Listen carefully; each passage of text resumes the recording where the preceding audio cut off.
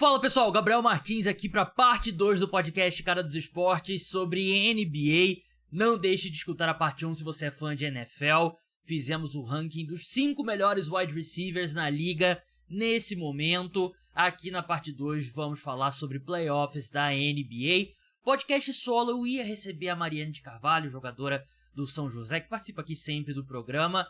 Mas ela é uma atleta profissional, teve uma mudança na agenda dela, não deu pra gente gravar, mas vai ficar para uma próxima oportunidade. Eu vou falar sobre as 4 séries dos playoffs da NBA nesse momento.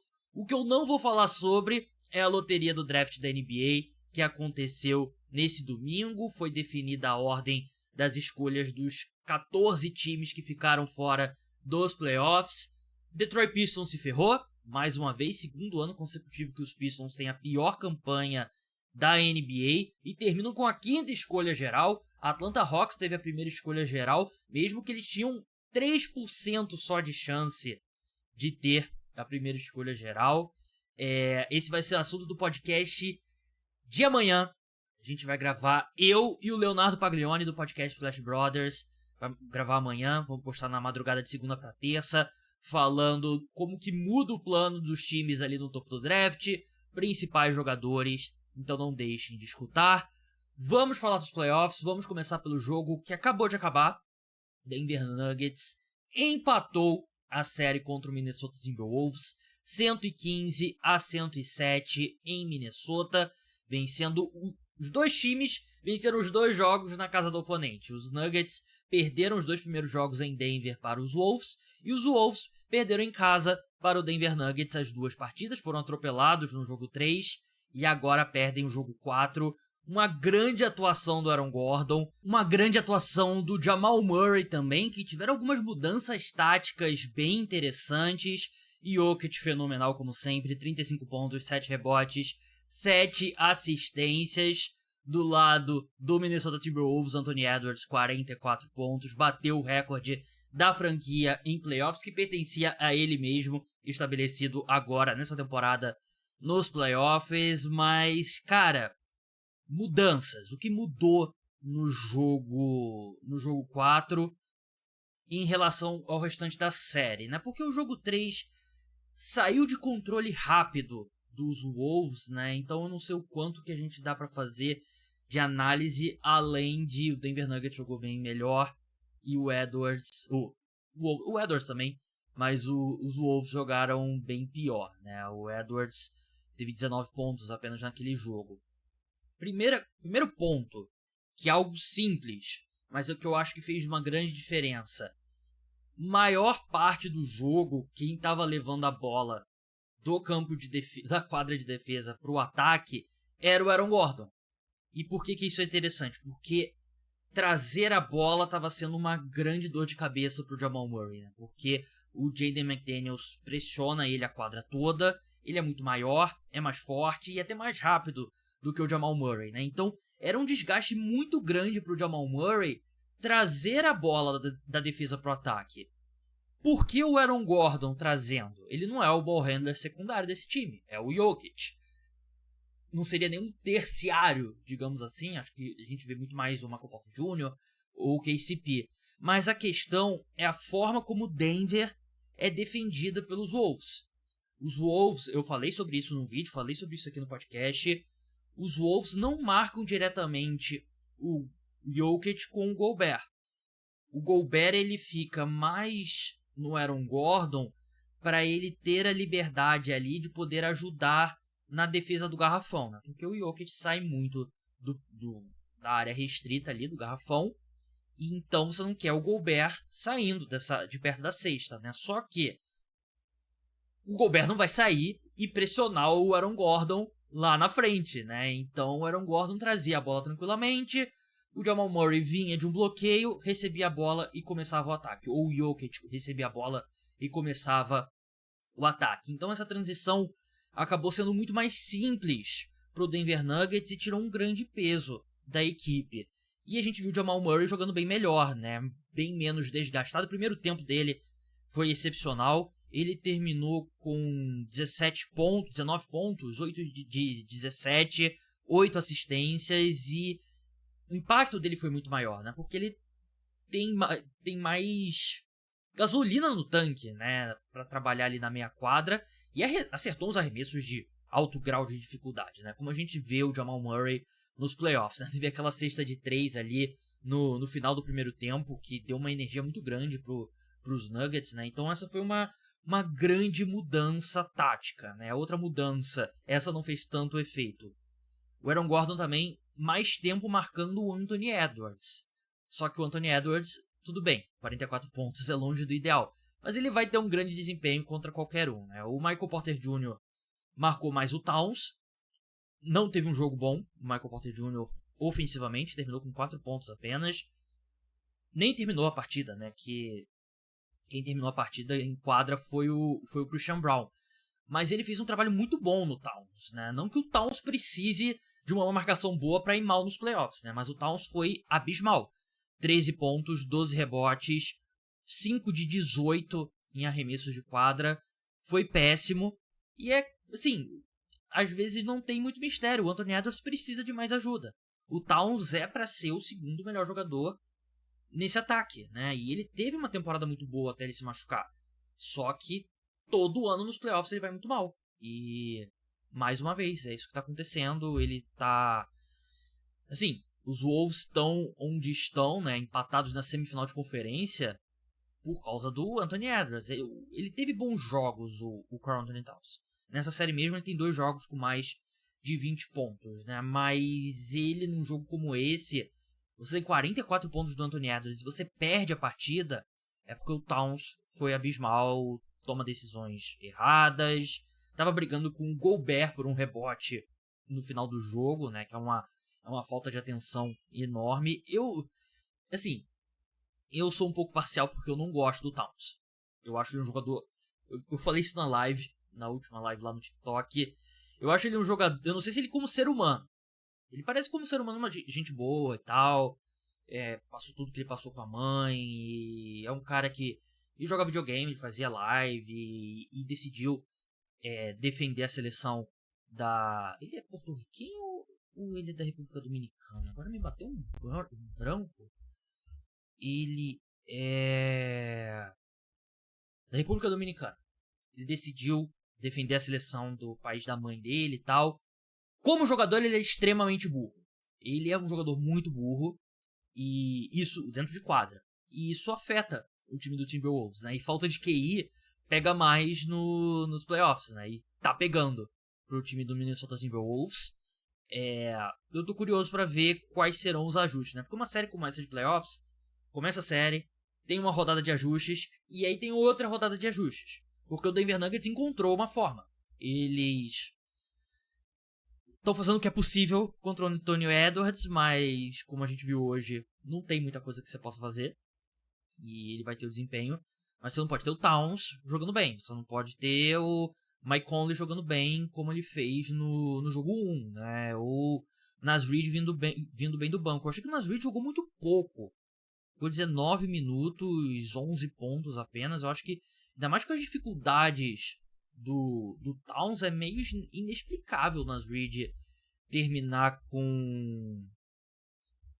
só com 19 minutos, né? Ele não foi nem o cara que mais jogou vindo do banco, né? O Nickel Alexander Walker jogou mais que ele, que eu acho que é outro que poderia ter a minutagem maior até no lugar do Mike Conley, né? Porque muitas vezes o Mike Conley parecia um jogador de 36 anos ali, tentando marcar o KCP, tentando marcar o Jamal Murray. Acho que são 2 jogadores que poderiam jogar mais. E um jogo como esse é meio... Assim, a gente viu no último minuto o Chris Finch tirou o Towns e colocou o Nickel Alexander Walker, né? Então era uma vontade de colocar o time um pouco menor em quadra, né? Mais ágil. Mas com esse jogo péssimo do Towns, eu acho que foi uma decisão bem questionável do Chris Finch de não ter o Naz Reid mais tempo em quadra. 2-2, série volta para Denver, Nuggets voltaram. Eu não posso também comemorar porque eu fui um dos que achavam que o Nuggets iria perder depois da forma como aconteceram os 2 primeiros jogos. Eu falei sempre pelo menos que não iria ser uma varrida, mas eu não esperava essa reviravolta tão grande, né? Porque o time mudou da água pro vinho e diz muito sobre o desempenho do Aaron Gordon, né? O Aaron Gordon que jogou muito bem no jogo 2 que os Nuggets perderam. no último jogo ele não precisou fazer tanto, esse jogo foi fantástico. Foram 27 pontos do Aaron Gordon, 11 de 12 arremessos, 7 rebotes, 6 assistências. A mudança tática dele trazer a bola, como eu expliquei no começo do podcast, fez uma grande mudança. E assim, me faz revisitar as maiores trocas dos últimos anos da NFL, do século XXI e tal. Claro que você tem as trocas de superestrelas, né? Você tem Anthony Davis indo para os Lakers, Kevin Love indo para o Cavaliers, Shaquille O'Neal indo do Heat para os Lakers, Kevin Garnett do Timberwolves para o Boston Celtics, Chris Paul para os Clippers, Kawhi para os Raptors. Mas tirando essas superestrelas, essa troca tirando essas superestrelas, essa troca do Aaron Gordon pro Denver Nuggets é uma de maiores impactos na NBA no século XXI, certamente na última década. Os Nuggets mandaram Gary Harris, RJ Hampton e uma escolha de primeira rodada em 2025, que é protegida pelo top 5 para o Orlando Magic. Então é um baita acerto. E eu nem culpo tanto o Orlando Magic em ter feito essa troca, porque eu não acho que o Aaron Gordon viraria esse jogador no Orlando Magic ou talvez em outro time. Porque o que muda a carreira do Aaron Gordon é ele começar a jogar com o Jokic, né? E a gente viu várias vezes, vários passes incríveis do Nikola Jokic nesse jogo. E desde que ele chegou no Denver Nuggets em 2021, ele tem a questão defensiva que ele ajuda a compensar um pouco a falta de mobilidade do Jokic. E ofensivamente ele tá sempre ali próximo à cesta, lê muito bem o que o Jokic tá pensando, completa um monte de ponte aérea. Então assim, tirando as trocas por grandes estrelas, essa é uma das trocas que tem mais impacto na história da NBA, porque o Denver Nuggets seria campeão na temporada passada sem o Aaron Gordon? Provavelmente não, né? E agora tá com boas chances de vencer o segundo título e o Aaron Gordon desempenha um papel gigantesco. A série muda com o Aaron Gordon jogando melhor, mais ativo ofensivamente. Então realmente um grande negócio que o Denver Nuggets fez e incrível. Pessoal, antes de passar para Knicks e Pacers, não deixa de seguir o podcast Cara dos Esportes, seja no Spotify, se inscrever no canal no YouTube, seja qual for o aplicativo que você escuta podcast. E se tiver no Spotify, deixa 5 estrelas, ajuda bastante o programa, deixa like, comentário também no YouTube. Knicks e Pacers agora, série empatada 2-2, Indiana venceu os 2 jogos em casa, Nova York venceu os 2 jogos no Madison Square Garden, mas por mais que a série esteja empatada, o Indiana Pacers nesse momento parece com bem mais força, né? A equipe venceu os Knicks por 121-89, todos os jogos antes desse haviam sido decididos por menos de 10 pontos, e esse agora 22 pontos, chegou a estar 30 pontos ali no terceiro quarto, e foi um baita atropelo. Os Knicks não viram a cor da bola, tanto que a gente viu jogadores do banco que não vinham entrando, né, entraram ali no garbage time, né, dos dois lados, inclusive. A gente viu o Jarvis Walker do lado do Indiana Pacers, que não vem jogando nesses playoffs, né, porque o jogo já estava decidido, né, então a vantagem acabou caindo um pouco, mas um momento muito difícil para os Knicks, né, porque lesões são parte dos playoffs, né? E você tem que construir um elenco capaz de sustentar o time quando você perde 2 jogadores. Só que os Knicks chegaram num ponto ali que aquela última gota d'água, né? A última lesão ali que acabou. Que não acabou com o time, né? Mas que é difícil de voltar, porque foi a lesão do OG Anunoby. Não parece que ele vai jogar no jogo 5. O jogo 5 que vai ser... Deixa eu ver aqui quando vai ser. Jogo 5 na terça-feira. Não tá com cara que ele vai jogar. E aí você tira o OG Anunoby da equação. O Precious Achiuwa assumiu a titularidade na posição de power forward. Ele é um bom cara de energia para vir no banco, mas ele não...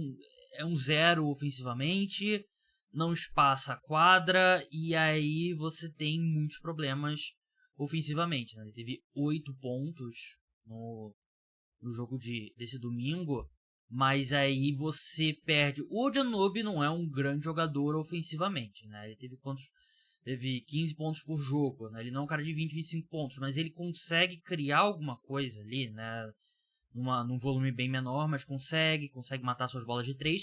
E mais importante, defensivamente, ele é o cara que você bota no melhor jogador de perímetro do adversário, né? E ele vinha fazendo um trabalho muito bom contra o Pascal Siakam, que teve 22 minutos apenas em quadra, né?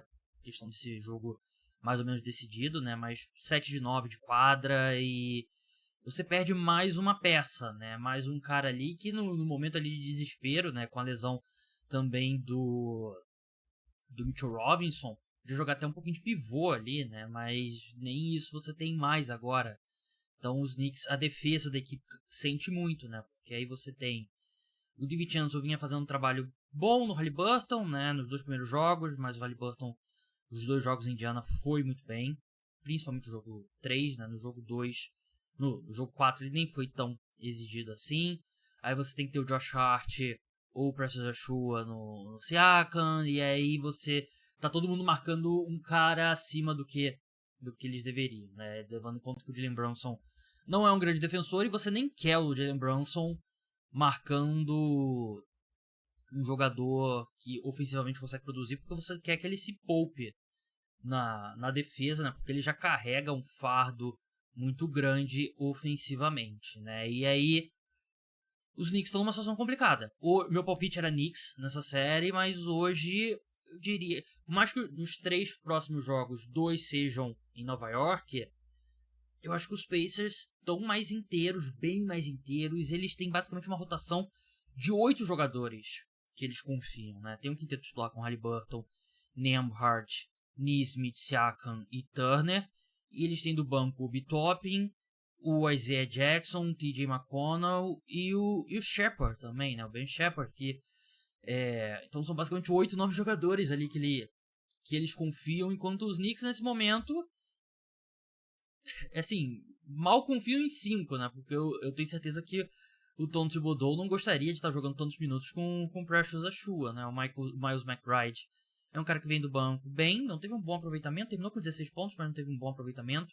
O Alec Burks fez um primeiro tempo muito bom no jogo 3, caiu no jogo 4, ele teve 20 pontos nesse domingo, mas muito garbage time, então realmente é uma situação muito difícil para os Knicks, que é um time bom, é um time bem treinado, mas com a lesão do Mitchell Robinson, lesão do Julius Randle, lesão do Anunoby, lesão do Bogdanovic, são muitas lesões, né? Você não consegue, chega um ponto que é aquela que faz tudo transbordar. E com os Knicks a sensação é que foi essa lesão do Anunoby. Vamos ver se ele volta pro jogo 5. De novo, a indicação é de que ele não volta pro jogo 5 e é dúvida pro resto da série, né? Se ele voltar no sacrifício, ele vai estar 90%, 60%, é uma diferença bem grande.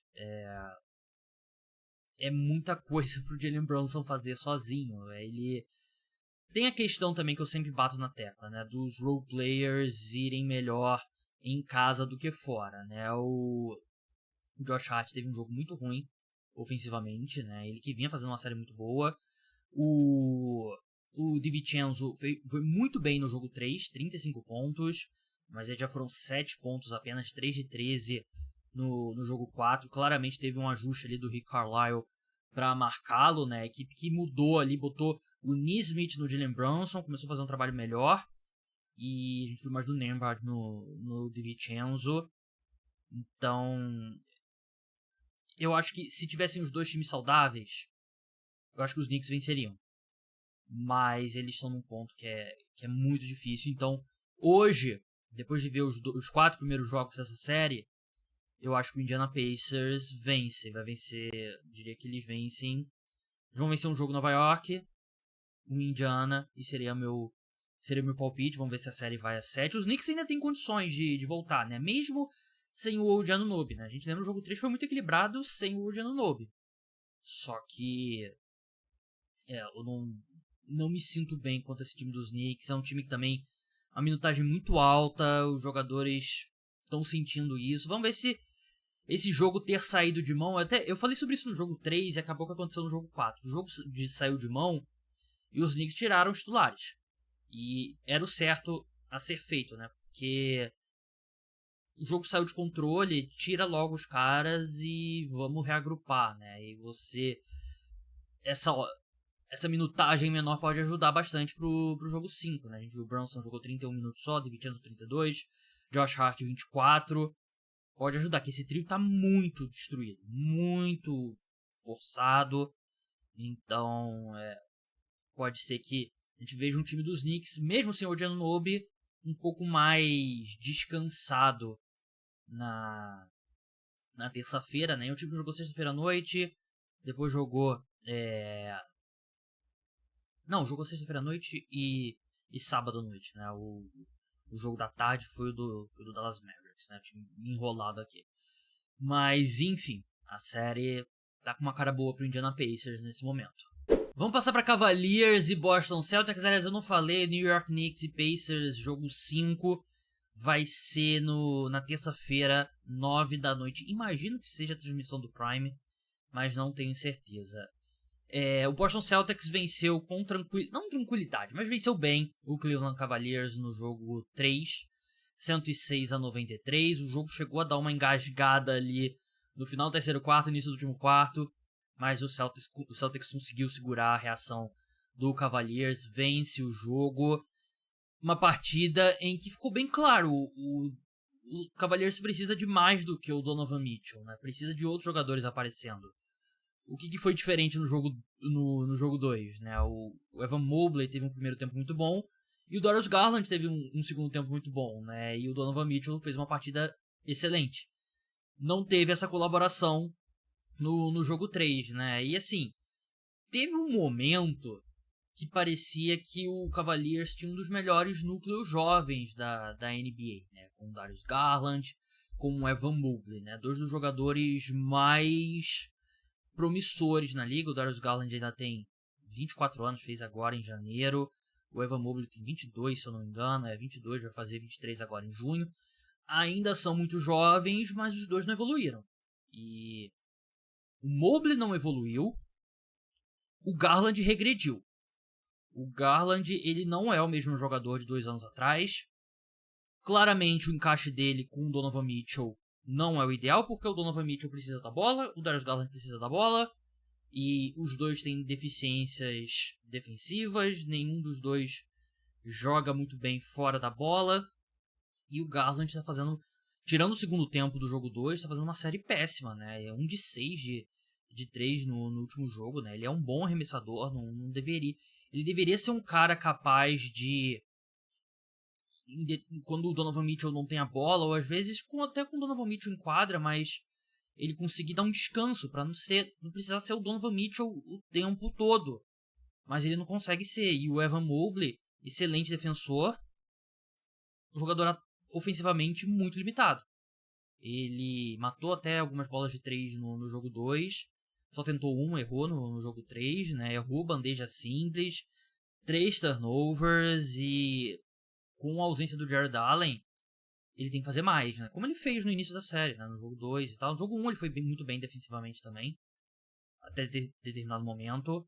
Mas esses dois caras precisam carregar mais, né? O Donovan Mitchell teve 33 pontos.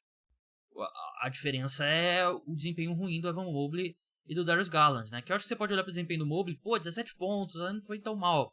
Foi. Quem viu o jogo sabe que ele não contribuiu. Aí você tem um titular no Isaac Okoro que tem 2 pontos em 18 minutos, o Max Strus 6 pontos apenas, e é muito pouco, né? O Caris LeVert, piladeiro de marca maior, um time que não tem o suficiente. E eu do lado do Boston Celtics é um time mais talentoso, né? Por mais que não esteja fazendo uma grande série, é um time que tem muito mais talento. A gente viu o Drew Holiday jogando muito melhor, né? Ele fez um jogo 2 péssimo.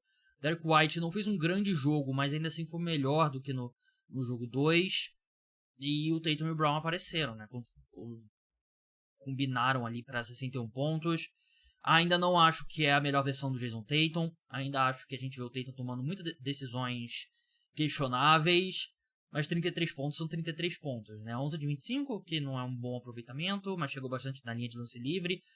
13 rebotes, que é algo que ele foi muito bem, né? E ainda acho que o ataque dá uma estagnada às vezes, muitas vezes fica hora do Tatum, hora do Jaylen Brown e tal. Vocês sabem minhas reservas quanto ao Joe Mazzulla, mas a diferença de talento é muito grande, né? E é o time mais talentoso nos playoffs nesse momento, sem muita dúvida, né? E isso pode ser suficiente para vencer o título. Nessa série contra o Cavaliers, ficaria muito, muito surpreso se o Cavaliers retornasse, porque tem um limite que o Donovan Mitchell pode fazer sozinho, né? É uma pena e essa série pode ser a última do Donovan Mitchell com a camisa do Cleveland Cavaliers, porque a gente sabe que tem a questão contratual dele, né? E os Cavaliers investiram bastante para ter o Donovan Mitchell. E você depois não pode perder ele de graça, né? Ele tem mais 1 ou 2 anos de contrato. Tem mais uma temporada de contrato, 24-25. Depois tem uma player option em 2025, que ele vai exercer para se tornar agente livre. Vai chegar ao mercado. Quer dizer, não vai exercer a player option e vai chegar no mercado.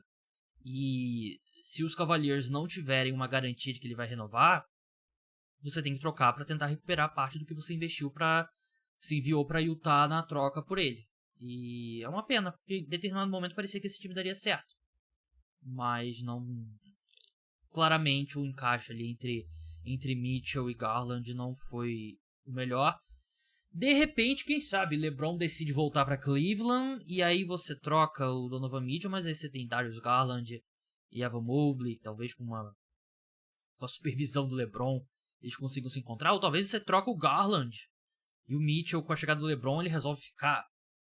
Pode ser também, né? Mas acho que hoje o principal palpite seria que a gente tá nos últimos jogos da carreira do Donovan Mitchell com a camisa do Cleveland Cavaliers. Vamos encerrar agora falando sobre Dallas Mavericks e Oklahoma City Thunder. Dallas Mavericks abriu 2-1 na série, venceu um jogo em Oklahoma e agora vence em casa, vence jogando bem. E o mais chocante, vence sem um grande jogo do Luka Doncic, né? O Luka Doncic teve 22 pontos, 15 rebotes, 5 assistências, 7 de 17. E anote bem o que eu vou dizer, vai soar estranho, mas a diferença da série até agora é o PJ Washington. O PJ Washington, que uma troca relativamente barata pro Dallas Mavericks. Deixa eu ver até quanto que ele custou pro Dallas Mavericks, né? Deixa eu colocar aqui. PJ Washington. 2 escolhas de segunda rodada. Não, uma escolha de primeira rodada, protegida pro top 2 em 2027. Seth Curry. Desculpa. E Grant Williams, não foi barato. Mas, cara, tá sendo a melhor versão possível e imaginável. Ele teve 10 pontos no primeiro jogo. E teve 29 no segundo, 27 no terceiro. E os 2 jogos o Dallas Mavericks vence, né? Ele foi o melhor jogador do Dallas Mavericks. O segundo melhor jogador do Dallas Mavericks no jogo 3. E, cara, o Oklahoma tem que respeitar o PJ Washington, né? Que ele tá matando muito a bola de 3, né? Foram 5 de 12, foram 7 de 9 no jogo 2, 5 de 12 nesse jogo 3, né? Ele precisa ser respeitado, né? E tem defendido bem também.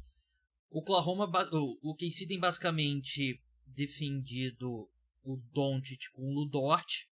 O Lu Dort tá fazendo um bom trabalho.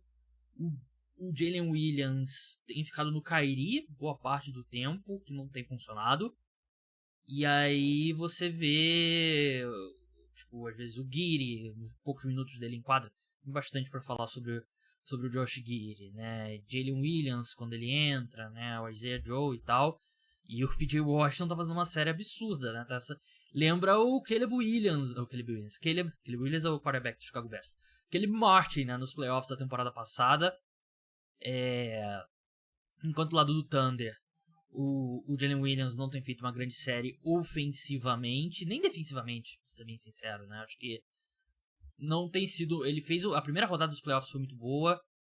A segunda, eu não acho que ele tá fazendo uma grande série, né? Eu esperava um pouco mais. Ele é um cara muito jovem ainda, né? Mas ele criou uma expectativa muito alta pra ele, que eu não acho que ele tá correspondendo, né? E o Thunder não tá conseguindo... Assim, Dallas tá fazendo o Shai trabalhar muito, né? A gente tem visto primariamente o Derrick Jones no Shai, e ele teve 31 pontos porque ele chega a 31 pontos automaticamente todo jogo, mas 10 de 23, né? Um volume altíssimo de arremessos, um aproveitamento não muito bom. E pelo menos o que você pode fazer com o Shai é fazer ele trabalhar muito. E é isso que o Derrick Jones tem feito nessa série, né? E aí você tem um cara que é Ben Simmons ofensivamente, que é o Josh Giddey. Os minutos dele estão caindo e, cara, tem que cair pra 0 os minutos dele, né? Ele não pode começar o próximo jogo. Eu sei que tem uma questão ali de você bota ele no banco, você meio que perde ele pro resto da série, mas você já não tem muito com ele em quadra, né? Ele tem 2 pontos no primeiro jogo, 8 no segundo, 9 no terceiro, né? E os minutos dele caíram 17, 11, 13 minutos. Você tem que começar com o Isaiah Joe. O Isaiah Joe pelo menos espaça a quadra e você já tem um time que o Dort não é um grande arremessador de 3 e você tem um Shai com a bola que ele gosta muito de atacar, ele é ok como arremessador de 3 e tal. E o Chet não tá derrubando bola de 3, né? Então fica um time que foi um dos melhores times arremessando de 3 na temporada regular, né? Então eu começaria com o Isaiah Joe no lugar do Josh Giddey e tentaria de repente trazer o Josh Giddey alguns minutos vindo do banco quando o Shai descanse, né? Quando o Chet não tiver quadra, tiver o Jalen Williams, para você ter um pouco mais de espaçamento. O Chet Holmgren, ofensivamente, ele não tá fazendo uma grande série, mas defensivamente ele tá jogando muito bem. Tá sendo... Foram 4 tocos, ele tá protegendo muito bem o aro, só que aí ele não tem aparecido tanto ofensivamente, né? Parte disso é porque ele já é muito exigido defensivamente. O Oklahoma não tem outro pivô de origem no elenco. E Dallas tem o próprio Jay Washington, o Derrick Jones tem tamanho para brigar com ele, tem o Daniel Gafford, o Derek Lively, não entendo, é muita gente ali pro Chet Holmgren ter que se preocupar, né? Então o KC tá numa situação que tá na hora de ter alguns ajustes, né? E a gente olha no papel, parecia que era uma vantagem clara na posição de treinador, né? O Mark Daigneault, que foi o treinador do ano, mas ele é um cara inexperiente, né? Às vezes você sente um pouco essa inexperiência dele e acho que ele tem que ter um pouco mais de urgência, né? Não é hora de pensar nos sentimentos do Josh Giddey, por exemplo. É hora de colocar ele no banco e com um lineup que é o melhor para a equipe, né? Que é com o Isaiah Joe, né? Você olha aqui, o time do Thunder, 4 dos 5 titulares tiveram plus-minus negativo, o único positivo foi o Chet Holmgren, foi mais um. E o Isaiah Joe teve um plus-minus positivo. Então é o que eu faria. E Dallas, cara, que é muito bom ver o Kyrie Irving voltando a ser o Kyrie Irving, né? Botar pra trás questão fora de quadra e pedido de troca e sumiço inexplicável. Ele é um cara que você olha pros números dele nessa série, você pode achar que não é nada demais, né? E de fato não é.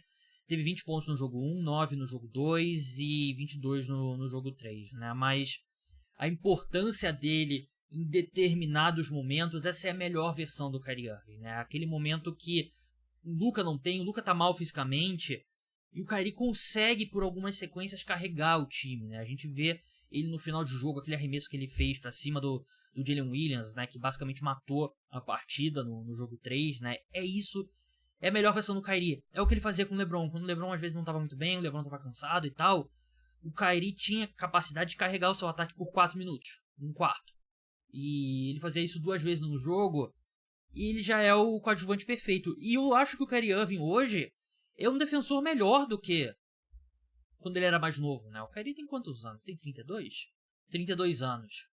Mas eu acho que hoje ele é um defensor melhor do que ele tinha quando ele tinha 27, 28 anos, né? E você vê que todo mundo gosta muito dele, ele se dá muito bem com o Luka, ele tá focado no basquete. Foi uma aposta muito arriscada do Dallas Mavericks que não poderia ter dado mais certo, né? E o KC não tem resposta, né? A gente tem muitos jogadores grandes, né? E não tem jogador ágil pra ficar no Kyrie, né? Porque você, mesmo o Luka não estando 100%, você tem que botar o Lu Dort nele, né? Porque o Lu Dort, ele tem a agilidade, mas tem a força pra bater de frente com o Luka também. Então, acho que o impacto do Kyrie você não enxerga só olhando o box score.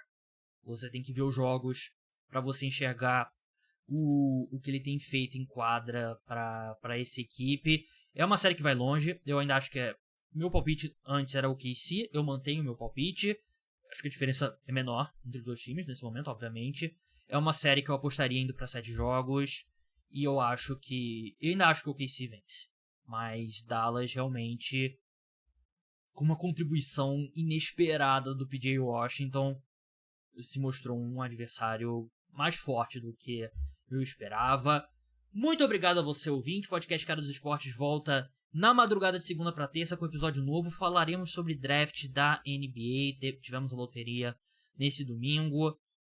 Vou deixar para comentar lá, mas extremamente decepcionado com o Detroit Pistons, como eu já falei no começo. Então é isso, pessoal. Até a próxima. Tchau!